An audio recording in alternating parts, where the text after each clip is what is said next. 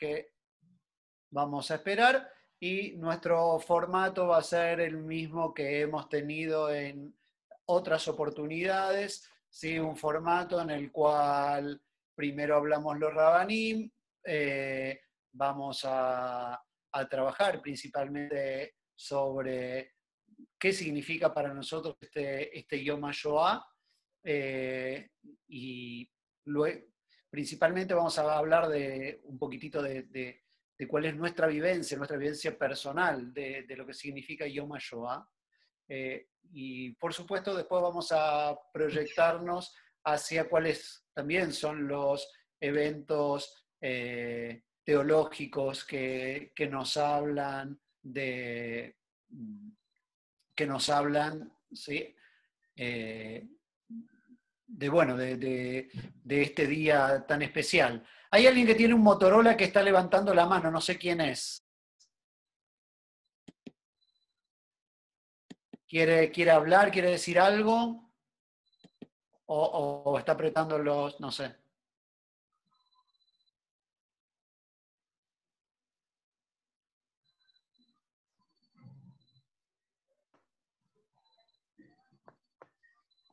Ok, acá. Voy a apretar nuevamente silenciar a todos antes de empezar, para silenciar inclusive a los que no tienen la función. ¿Sí? Silencio a todos, continuar, y les vuelvo a dar a Efraín. Y ahí está Alejandro. Le di. Pablo también, seguramente. Hola. Perfecto. Efraín, reiniciar audio. Shmuel, ¿estás con audio? Sí. Sí, y Pablo.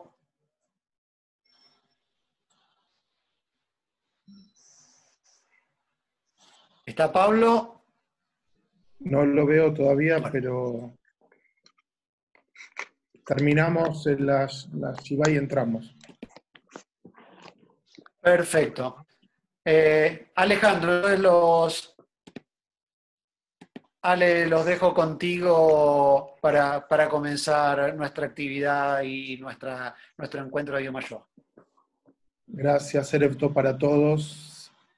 El día de Yom HaShoah revive en cada uno de nosotros historias personales, revive en cada uno de nosotros su vínculo personal, su historia, su biografía, con lo que ha pasado a millones de nuestros hermanos. Al comienzo se pensaba que la palabra sobreviviente era solamente destinada a aquellos que habían atravesado la Shoah en campos. Y al poco tiempo se dieron cuenta los estudios, los historiadores, los académicos, que el concepto tenía que ser mucho más amplio. Sobreviviente es todo aquel cuya vida se modificó por la Shoah, inclusive aquellos que no habían estado en los campos, aquellos que tuvieron que huir de sus lugares, dejar sus carreras, sus familias, sus estudios, sus emprendimientos, sus sueños, sus anhelos truncados. Y fue así que el segundo ciclo, hay alguien que tiene el micrófono prendido, le digo por favor si puede apagarlo. Entonces fue el segundo ciclo de sobrevivientes, los que habían estado en los campos, que habían modificado sus vidas por lo que pasó en Europa, y ahora de conciencia de que por lo menos hay una generación más o dos que somos sobrevivientes, en el sentido de que también la vida de los que vinimos después estuvo impactada en función de la Shoah. Nuestra vida, nuestra forma de mirar el mundo, nuestra forma de entender la realidad está de alguna manera enmarcada en lo que fue la experiencia de la Shoah. Por eso, con los Rabanim en el día de hoy, nos pareció importante hablar en primera persona. No leer poemas que otros escribieron, no contar historias de otros, sino reconocer que en nuestra vida también la Shoah tuvo un impacto. Y es por eso que en esta primera parte vamos a invitar a los Rabanim a que compartan su historia personal.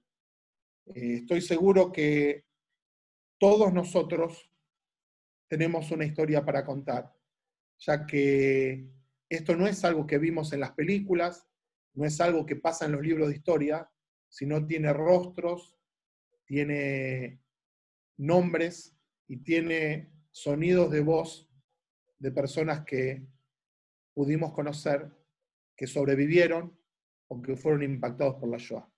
Así que le voy a dar la palabra a alguno de los Rabanim, me parece que el Rab Efraim, no sé si ya estaba hablando el Rab Efraim, si no va a ser el primero que va a compartir sus palabras con nosotros.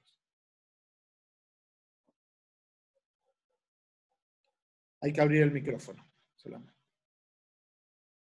Sí. Ahí está, ¿no? Ahí está, sí, sí. ¿Se escucha? Bueno, Tov, a todos, buenas noches. La idea nuestra de los colegas era no tener, esto no es un acto de Yom HaShoah, y en este caso vivencias personales y particulares, por lo menos en esta primera etapa, de cada uno de nosotros. Todos, como decía el rabino Alejandro, todo el pueblo judío ha sido impactado por la Shoah, y si bien es claro que con el paso de los años y de las décadas, cada vez la presencia de sobrevivientes va a ser más escasa, y ese impacto que significa la persona que cuenta su propia experiencia, lo que vivió, lo que sufrió, no es reemplazable con lo que puede contar cada uno de nosotros, de lo que oyó, de lo que leyó o de lo que le explicaron. En mi caso particular, les quiero contar algo.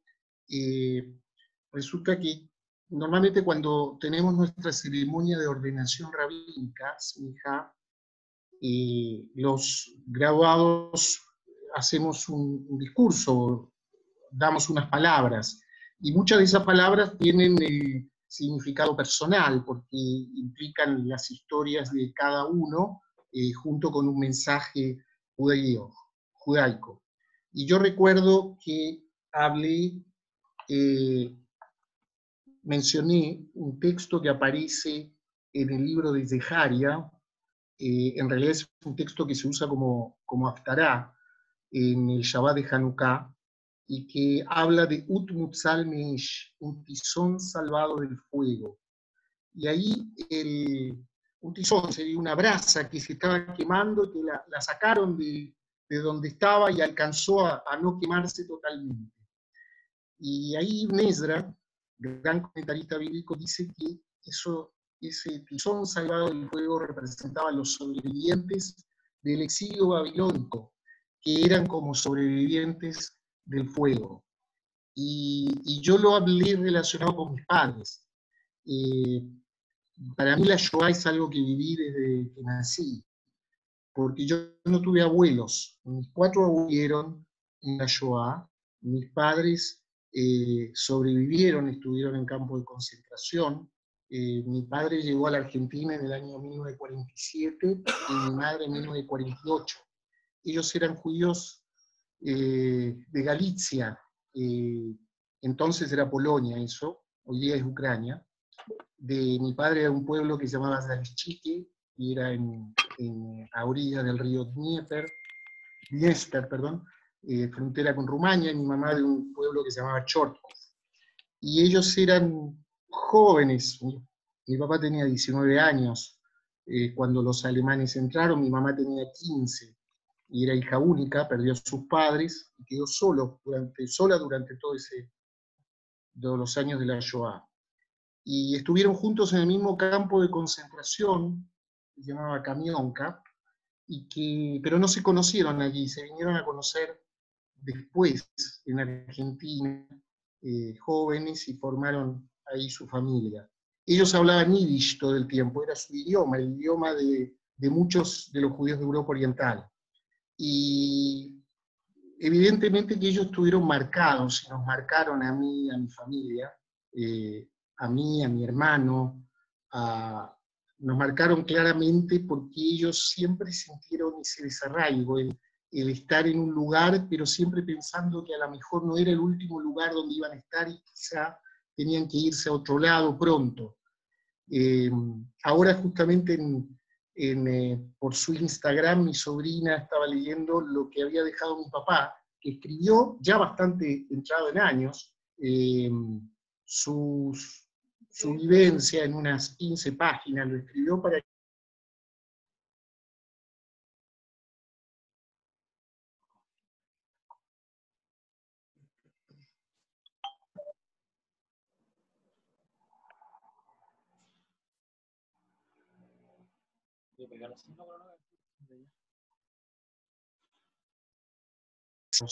después lo perdí con el tiempo. Y mi mamá tenía un terror a los perros porque ella recordaba cuando el oficial de la Gestapo se paseaba por el campo con ese perro, como lo vemos en las películas, que ladraba, ese perro pastor alemán que estaba a punto de tirarse sobre algunos de los judíos que estaban en el campo. Mis padres murieron jóvenes, hace ya bastantes años, porque por más que pudieron sobrevivir y pudieron recuperarse siendo jóvenes durante la guerra, siempre las heridas del cuerpo y del alma quedaron en su interior. Y de alguna manera con el paso de los años se incrementaron y por eso murieron relativamente jóvenes para su edad. La gran pregunta es no solamente que es la pregunta teológica, ¿dónde estuvo Dios?, sino ¿dónde estuvo el hombre? ¿Dónde estuvo el hombre? Y nuestro mensaje es cómo podemos cada uno de nosotros contribuir a desarrollar una sociedad más sana. ¿Cómo podemos hacer para transmitir a cada uno de los miembros de la sociedad el respeto a la minoría, al distinto, al diferente, al que no es parte de la masa? Y eso es, creo, el mensaje moderno que tenemos todos como generación del pueblo judío que recuerda la Shoah. Bueno. Gracias, Rab Efraim. Le vamos a pedir al Rab Pablo si quiere compartir una historia diferente,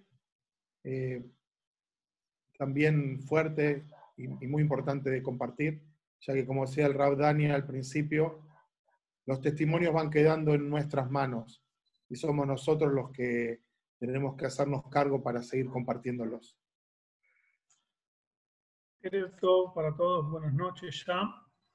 Sí, mi caso también es una historia personal, digamos, yo soy el rabino más joven acá de todo el equipo que está acá presente. Mi bobe, mi abuela materna, ya estuvo en Auschwitz, sobrevivió obviamente a Auschwitz, pero quiero contar lo que pasó con mis dos tías, que son sus hijas mayores. Mi mamá es hija bastante, mi mamá es más joven que sus hermanas. Las dos hermanas mayores nacieron en París, en Francia, antes de la guerra. Y yo quiero contar algo de mis tías, puntualmente de Adela, que Adela falleció este último enero. Yo vivía en Chicago. Adela a los 5 años, sus padres fueron llevados a Auschwitz y su mamá, mi bobe, mi abuela, junto con quien era su papá, que no es mi abuelo porque este hombre falleció después de un tiempito, fueron llevados ambos padres al campo y ellos dos les pagaron, les dieron dinero antes de irse al campo a una familia católica de París que las cuidó, que se encargó de ellas. Y también interesantemente, en menor relevancia, pero vale la pena compartirlo, había un policía del barrio ahí de París que siempre le avisaba a mi bobe, tenga cuidado que hoy vienen a buscar gente, así que escóndase, escóndase. Siempre le avisaba antes de tiempo para después esconderse, hasta que finalmente el policía no pudo ocultarlo más porque ya era comprometedor. Mi bobe le agradeció y le dio a este policía una caja de joyas, de alhajas, cuídela, si sobrevivo vengo a buscarla y si no, chau. Pero lo más fuerte es que entregó, decía, a otra familia católica, a sus dos hijas, a mis dos tías. Ella y su marido se fueron al campo. Bueno, finalmente ellos a la guerra sobreviven, a la Shoah, al campo, van a la Cruz Roja, se recuperan. Me emociono cuando lo cuento. Ellos vuelven a París cuando se recuperan, buscan a sus hijas. Ellos al principio sus papás no los reconocían, porque mi tía mayor tenía 5, mi tía, la que le seguía, tenía 3 años cuando fueron entregados, ni se acordaban de sus propios padres, y fueron criadas como católicas. Bueno, se reencontraban por milagro, siguen viviendo en París, van a buscar al policía, el policía les entrega de vuelta las joyas, la caja tal cual estaba. Bueno, finalmente, digamos, el papá de ellas, el marido de mi abuela, se muere, nace un hijo más, varón, en París, muere y van los 3 para Argentina. Después mi abuelo conoce a un hombre y nace mi mamá de ese matrimonio. Bueno, mi tía Adela se va a vivir a Chicago al principio de los 60, porque en Argentina había empezado el tema Tacuara y todo un tema de antisemitismo, así que van a vivir a Chicago. A pesar de que mi tía fue criada como católica, en una familia católica, mi tía estuvo siempre cercana a la tradición judía, fue tesorera de una sinagoga, estuvo muy vinculada, y siempre también estuvo muy vinculada a temas de la Shoah como narradora, como testimonio, quizás un poco más pasivo, porque no estuvo en ningún campo, pero vivió lo que fue también la Shoah de una forma diferente. Mi tía tuvo siempre dificultades en la parte de salud últimamente para respirar, bueno, temas también de la edad, de lo que pasó en toda su vida. Mi tía murió este último enero, pero por temas de Shabbat, de papelería, vaya uno a saber qué, fue sepultada en Chicago, en un cementerio judío, el día 27 de enero, día que es el día mundial para el mundo no judío de la Shoah. Ese día mi tía fue sepultada. Y bueno, si sirve de algo, sirve que trabajar toda la vida por una causa que uno cree noble, importante y relevante, bueno, ya fue sepultada el día en el cual su tarea tiene sentido. Así que yo me quedo con ese recuerdo de ella. Gracias, Rab Pablo. Preparamos también un video para ver. Ahora vamos a compartirlo, lo va a compartir el Rab Dani. Quiero...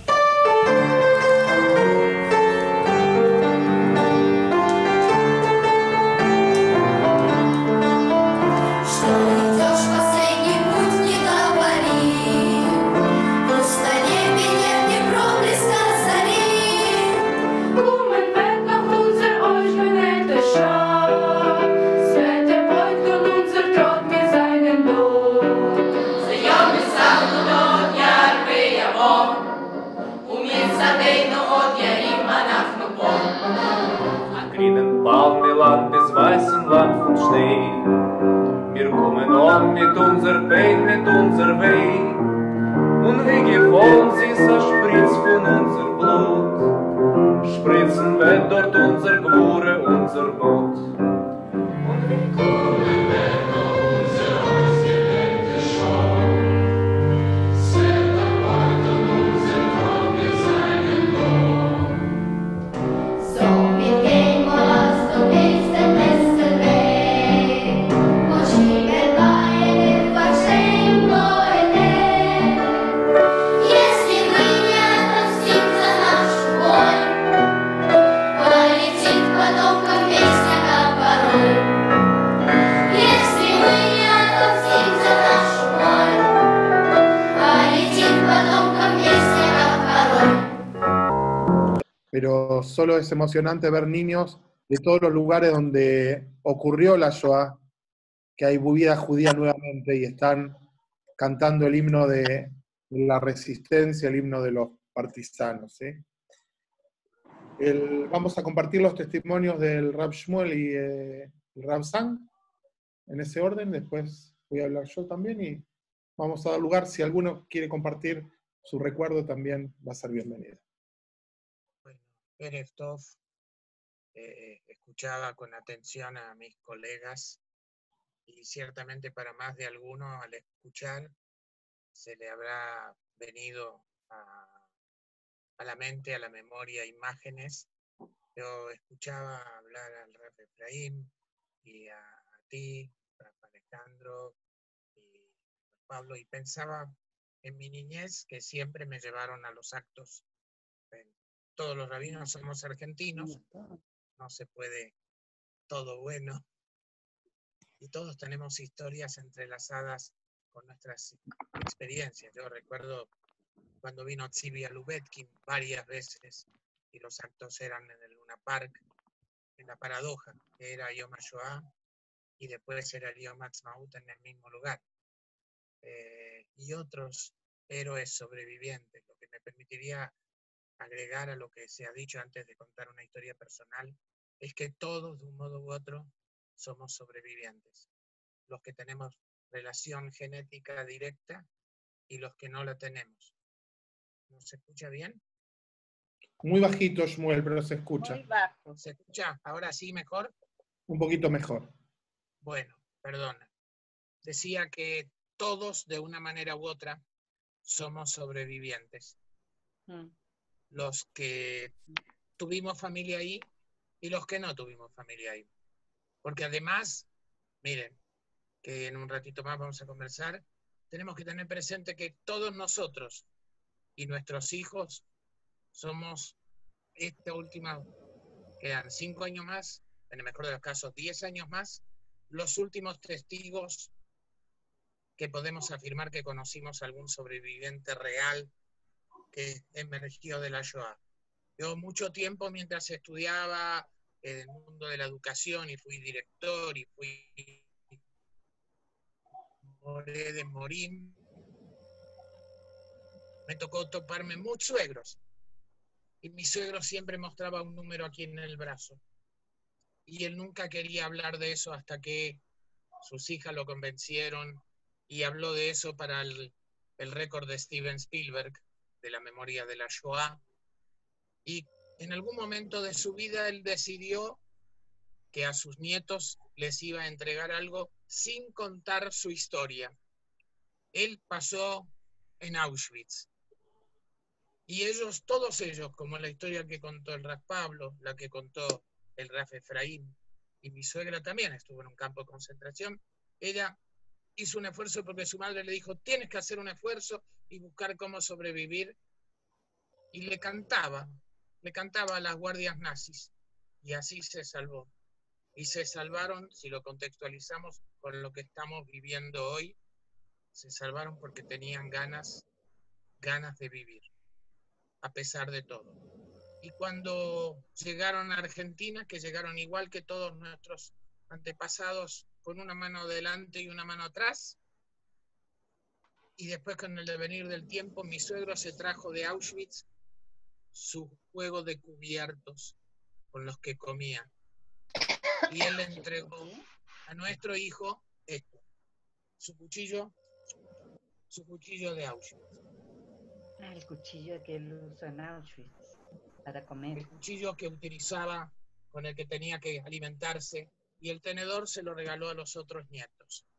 Como un testimonio que pasa de una generación a la otra, un cuchillo con el que no tenía para cortar casi nada. Como decía él, Ashtike Lebroit, un pedacito de pan, que hoy muchas veces nosotros, y en todo este tiempo que estamos viviendo ahora, ¿cuánto valoramos ese pedacito de pan? Ese pedacito de pan que era toda la vida que podían tener, escuálidos como salieron de los campos de concentración, y llegaron y se enfrentaron, como tal vez más de alguno de ustedes, amigos, que estamos ahora compartiendo, le viene a la memoria distintos rostros, mensajes, comentarios, las ganas de vivir, las ganas de luchar para vivir. Y eso es lo que heredamos de ellos. Y esa es una historia que sus hijas, mi señora, mi cuñada, los nietos, se sienten orgullosos. Al principio era un número y él tenía como una cábala. Le jugaba la lotería al número 53, que eran los últimos 2 dígitos que tenía aquí grabado. Pero la cábala principal que tenía, y esto que dijiste, Raf Efraín, él tenía ese conflicto muchas veces de estar o no enojado con Dios y enfrentarse con eso. Imagínense después con un yerno rabino, peor todavía. Pero historia que queda marcada y que ahora está entregada a los nietos, a la tercera generación. Y la tercera generación es la que ahora tiene sobre sus hombros hacer que esto no se olvide, que esto que hacemos hoy, pensar que todos ellos, él murió en Argentina, los dos, mis padres que llegaron antes de la guerra, pero toda la familia de mis padres prácticamente, todos murieron en Europa, en la Shoah. Y son nuestra familia. Y dice, hay un relato muy antiguo, y con esto termino, que en las afueras de Jerusalén está, seguramente todos estuvimos por ahí alguna vez, o la mayoría, el bosque de los 6 millones de mártires de la Shoah, del Keren Kaidem. Hay un árbol en la memoria de cada uno de ellos.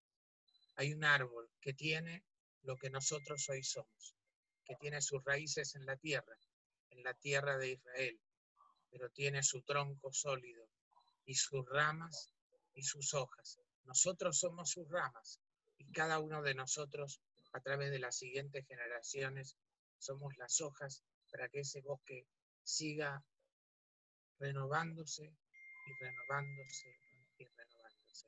Y ahí Zihran Baruch. Gracias, Rav Shmuel. Rav Dani.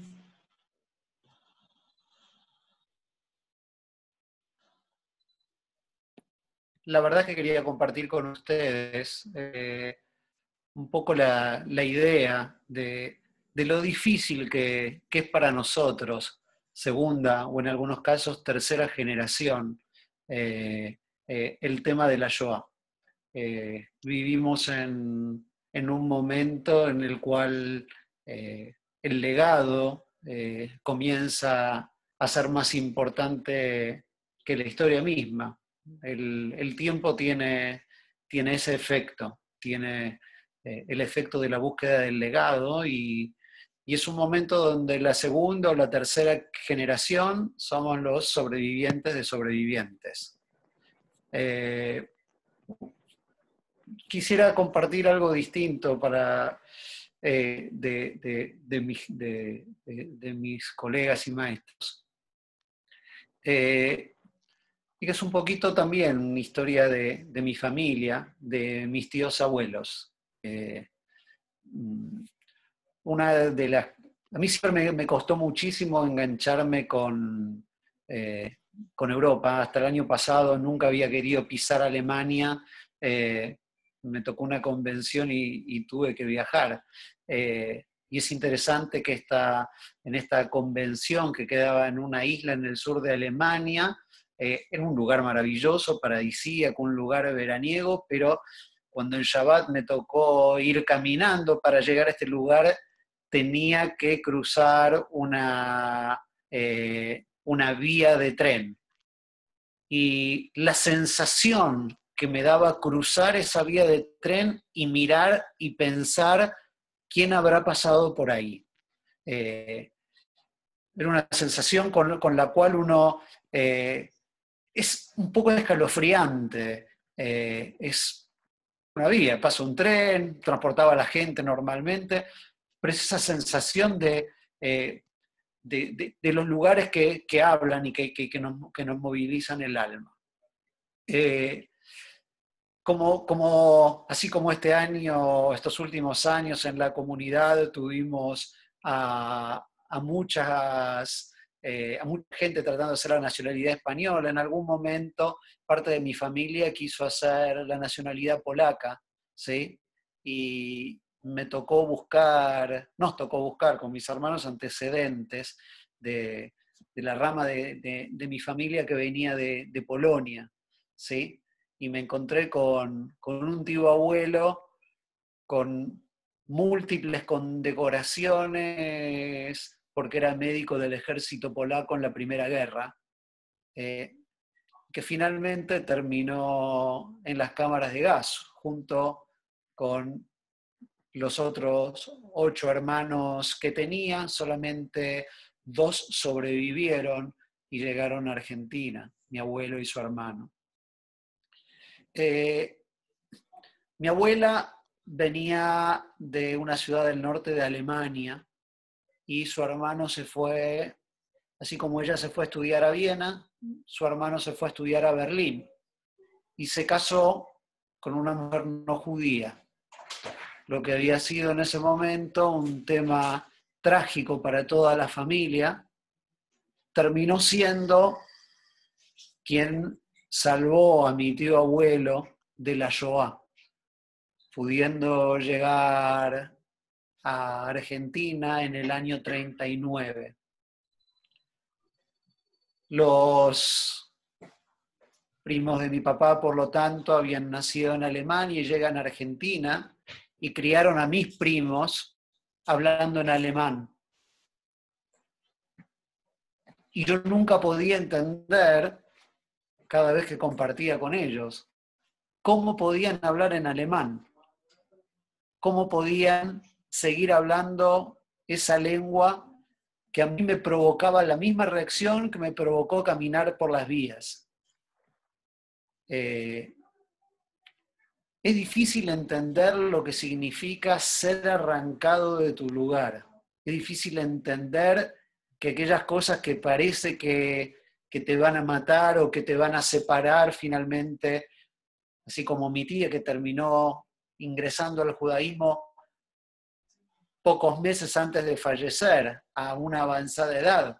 Pero ¿quién le iba a decir después de haber salvado a su marido y haber criado una familia judía que no merecía ser parte del pueblo de Israel? Y yo me seguía rebelando contra el alemán, contra pisar Alemania y contra unas sensaciones que generalmente uno bloquea para no basar su identidad en el sufrimiento, para no basar su identidad en el dolor. Pero el dolor y el sufrimiento no es algo que se deba bloquear. El dolor y el sufrimiento es algo que se debe elaborar para transformarnos. Y creo que cuando nosotros recordamos la Shoah, vivenciamos la Shoah o encendemos una vela en memoria de la Shoah, es porque buscamos transformarnos, transformar nuestra memoria, transformar eso que intentó matarnos, transformar en algo que nos dé vida. Y es complicado recordar, es complicada las sensaciones, es complicado cuando uno se encuentra con esas incoherencias de la historia, pero que nos dice que la historia es así, la historia es incoherente. Y solamente nosotros tratamos de buscar una coherencia para dar sentido a una época que no lo tuvo, y nosotros estamos tratando de darle sentido al sinsentido. Por supuesto no quiero decir que las vidas fueron sin sentido, quiero decir que la locura, la barbarie y el horror no deberían tener sentido. Pero a lo largo de la historia deberían por lo menos enseñarnos y deberían iluminarnos. Después de haber caminado un poco y haber superado mis traumas y mis miedos, tal vez me pude no solamente reivindicar con la historia, sino inclusive hasta tratar de buscar un poco las raíces, ¿no? Que a veces uno dice, las raíces, corté, esos lugares no tienen nada que ver conmigo, y sí, no importa si no hubiera tenido ningún pariente, esos lugares tienen que ver conmigo también. Gracias. Alex, ¿querés que ponga el himno con la música? ¿Se va a escuchar? Sí. Dale, Se va a mejor, escuchar, mejor. si no se...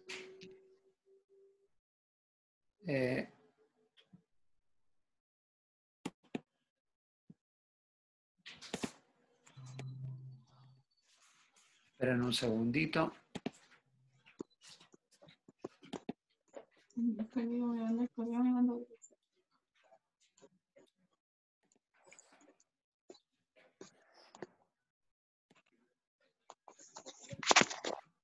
¿Pero enviaron tú el correo? ¿Se escucha? Bien. No.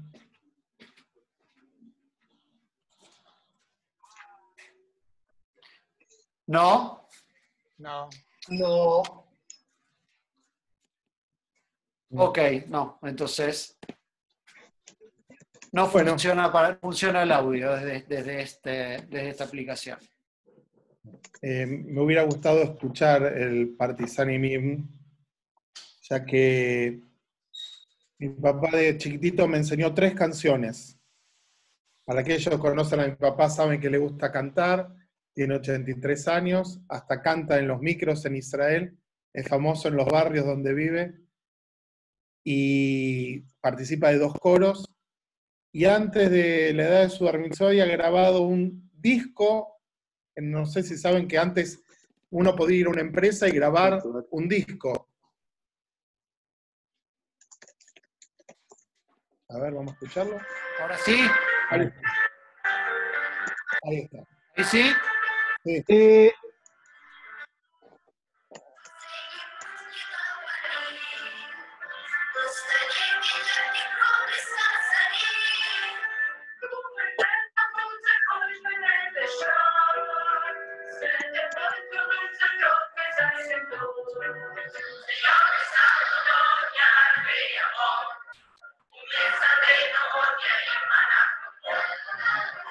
In dem Baum der Land des weißen Wappens steht.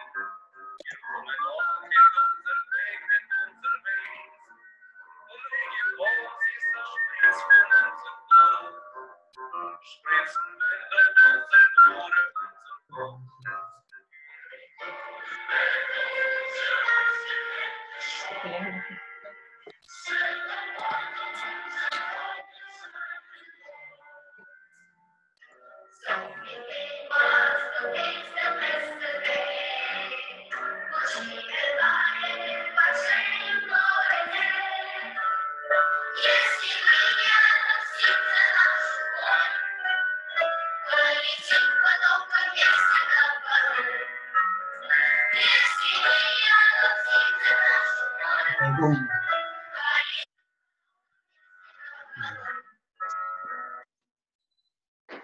Bueno, por lo menos sentimos el gustito de esa canción que tiene que estar presente este día. Decía que mi papá me enseñó 3 canciones, por lo menos. Uno era el himno de los partisanos, el segundo el himno del Palmaj, que muchos de ustedes seguramente conocen, y el tercero era la Tikva. Fíjense, ahora pensando en este instante, 3 momentos de la historia del pueblo judío. La Shoah, la lucha por el Estado de Israel y el Estado de Israel. Mi papá nació en el año 36, en septiembre, en un pueblito que hoy diríamos un pueblito de mala muerte. Nació en una ciudad a metros de Varsovia, y cuentan que venían los judíos de Varsovia y les preguntaban, por ejemplo, ¿dónde está la planta de la mantequilla? La planta de la mantequilla. Aquí crece en los árboles la mantequilla. Mi padre y toda su familia, o parte de su familia, salieron en el año 39, y algunos se radicaron en Buenos Aires y otros se radicaron en la provincia de San Juan, que es a la altura de La Serena, si no me equivoco, en Chile. Y mi bobe tenía una hermana que era tan parecida a ella, que cuando mi padre iba de Buenos Aires a San Juan a visitarla, le preguntaba, mame, llegaste antes que yo, ¿cómo hiciste? Y en realidad era su tía. Y en San Juan vivía otro hermano, que es el que quiero recordar, que se llamaba Luis. La historia de Luis era que era peluquero y paradójicamente era pelado. A Luis nunca lo vi sin una sonrisa, nunca. Iba a Buenos Aires muy seguido para comprar mercadería, como hacían los Yehudim, y siempre tenía una sonrisa, un chiste, algo que contar. Yo conocí a su esposa, la tía Anita, que vivía en San Juan o en Mendoza, de acuerdo a diferentes épocas del año, y tiene 2 hijos, los 2 profesionales, Ernesto y Lina, que los 2 hicieron aliyá, y hace algunos años engrosan nuestra familia, que hay más allá que en Latinoamérica. un día mi papá me contó la historia de mi tío Luis. Y yo me pregunté, ¿cómo él puede ser tan alegre? Mi tío Luis tenía otra familia antes de la Shoah, y cuando él pudo escaparse, su familia no pudo escaparse. Dejó a su esposa y a sus hijas que murieron en los campos, y aún así él rehizo su vida, y tiempos más tarde se enteró qué les pasó a sus hijas y a su esposa. Y yo siempre me pregunté qué fortaleza que tenía, que seguía riendo, que siguió haciendo una familia y que apostó a la vida. Y hoy quiero recordarlo con mucho cariño a ese tío que decían que era peluquero, que era pelado y que siempre lo vi con una sonrisa en la cara, a pesar de lo que la vida le jugó. Yo creo que tenemos otro video más para ver o algo más, y si no vamos a dar lugar a...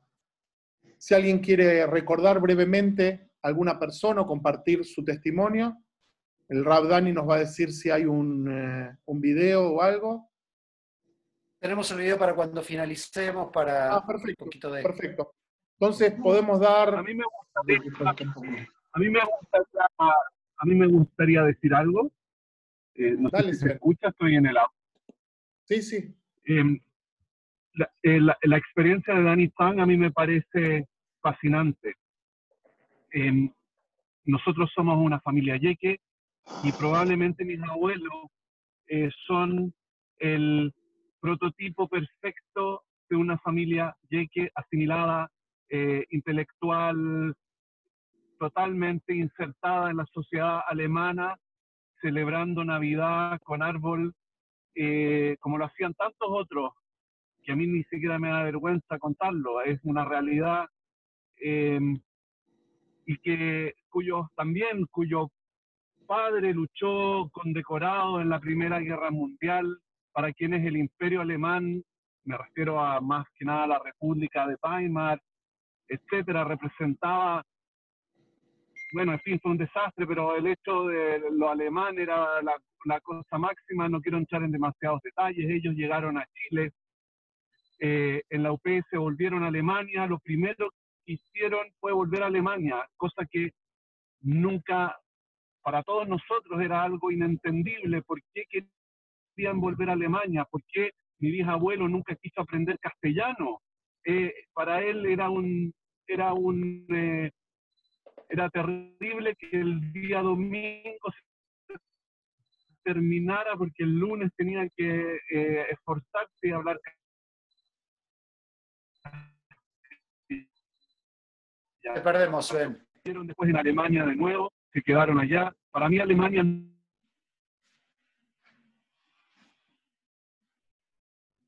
Se cortó el sonido. Si vuelve, le damos la palabra. Le damos la palabra a Sven. Los invito a... Vamos a tomar 2 testimonios más, y si Sven vuelve, obviamente va a completar su testimonio. Si alguien quiere contar brevemente su historia o una historia que forma parte de su vida, están más que bienvenidos.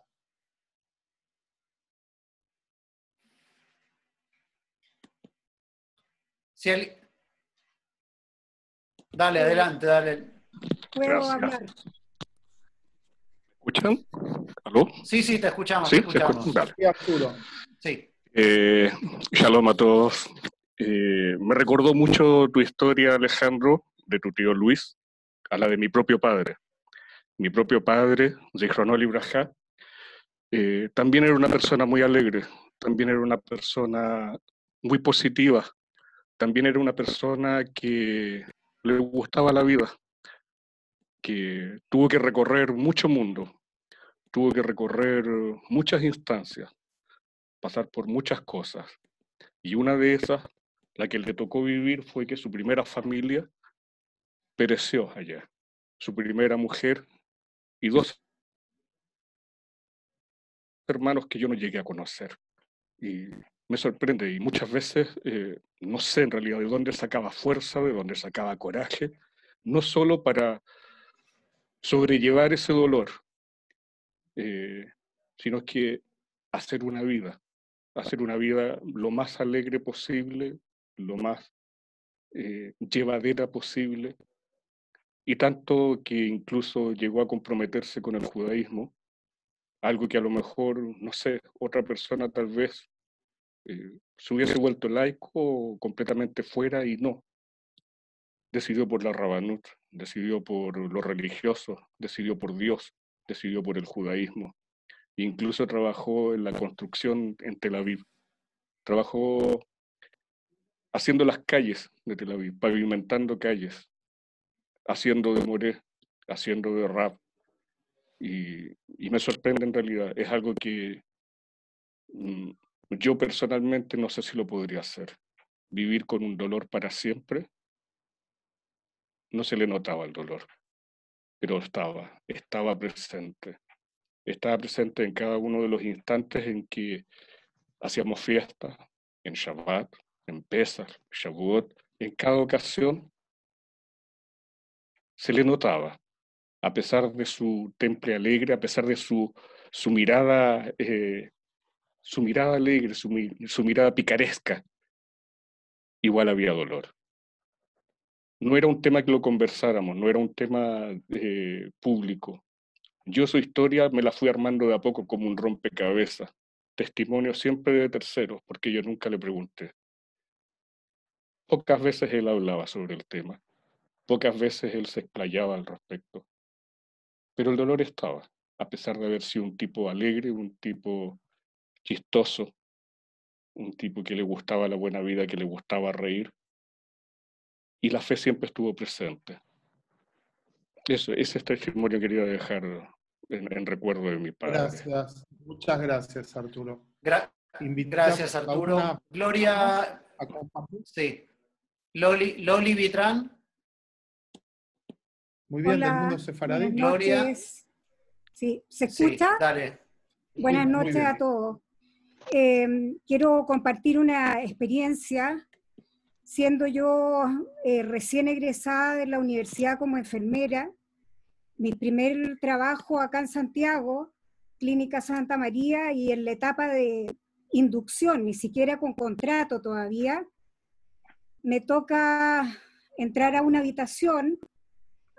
Me piden que saque exámenes de sangre, unas muestras, y entonces al momento que, bueno, el apellido ya me traía idea de que podía ser alguien judío, pero no pregunté en ese primer momento. Y cuando descubro el caso para buscar avena, lo primero que encuentro fueron números, el tatuaje de los números. Quedé tan impactada porque nunca había visto, lo había visto en películas, pero nunca lo había visto. Yo tenía bastante años menos que ahora, y es tan fuerte esto que ya estoy hablando, estoy en la cara, viendo el brazo, me están dando ganas de llorar, y lo increíble, la persona me explicó todo, no pude sacar la muestra, me tuvieron que ayudar. Y bueno, esto se repitió en el año, varias veces vi distintos pacientes, últimamente no me he encontrado con ninguno, obviamente. Y el impacto fue tan grande que hasta el día de hoy, cuando voy a tomar una meta o voy a llevar brazos para buscar arena, inconscientemente veo la imagen de aquella situación. Eso, nada más. Gracias, Loli. Vamos a ir terminando. El Rav Sang nos va a hacer una invitación para la semana próxima y vamos a terminar también con un video muy importante. Sé que muchos tienen testimonios para dar, pero en función de lo que nos habíamos comprometido, ya estamos llegando a esa hora. El Rav Sang nos invita y escuchamos un documento y vemos un documento histórico. Un poquitito para cerrar, el rompecabezas que hablabas, Arturo, de cómo se van componiendo las historias, ¿no? Creo que todas nuestras vidas es componer cabezas inexplicable y con muchas piezas faltantes, en un rompecabezas no hay más terrible que cuando las piezas son del mismo color y durante mucho tiempo todas las piezas eran oscuras. El tiempo y la resiliencia nos hace aclararlas y poder empezar a armar ese puzzle. Quería, por supuesto, ¿sí?, de Miagón le Simha, Azorim Bedima, Berrin Ixoru, ¿sí? La idea es que a veces partimos en tristeza y nos preparamos para alegrías, y quería, por supuesto, y esto no es una consecuencia histórica, son dos elementos que el calendario los hizo coincidir en el tiempo, proyectarnos y salir y honrar la memoria de nuestros seres queridos, también a decir que también fueron parte de la formación de nuestra realidad hoy, no solamente nuestra historia de dolor, sino que con su sangre también regaron la raíz de la Atzmaut y de la independencia, así que quería invitarlos para la semana próxima. Vamos a compartir nuestro Zoom también el día jueves, a la misma hora, a las 19:30, junto a la embajadora de Israel para trabajar sobre Yom Ha'atzmaut. Así que esta es la invitación, por supuesto que les vamos a mandar la invitación en la semana, y bueno, esta es la idea para poder seguir trabajando y compartiendo juntos, y otras actividades de Yom Ha'atzmaut que tendremos intercomunitarias en la semana y van a recibir la información. Solamente voy a compartir con ustedes, y la idea es irnos con la esperanza, ¿sí? Esto en la liberación de Auschwitz también fue importante, y esta es una, para que compartamos en Bergen-Belsen, sí.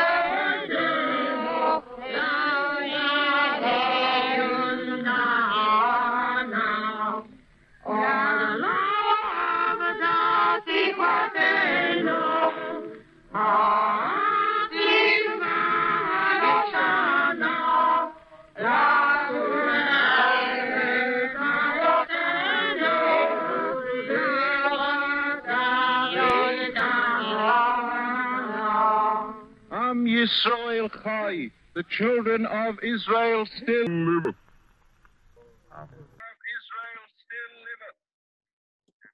Esta era una grabación de la liberación de Bergen-Belsen. Por supuesto, todavía no era Tikva, y por eso la versión era distinta de la que conocemos como Atikva.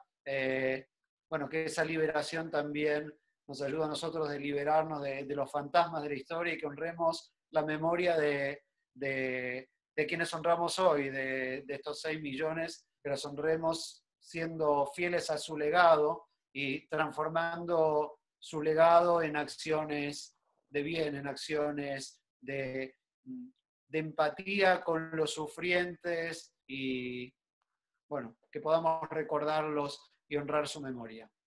Amén. Buenas noches a todos, Erev Tov para todos. Buenas noches, Erev Tov.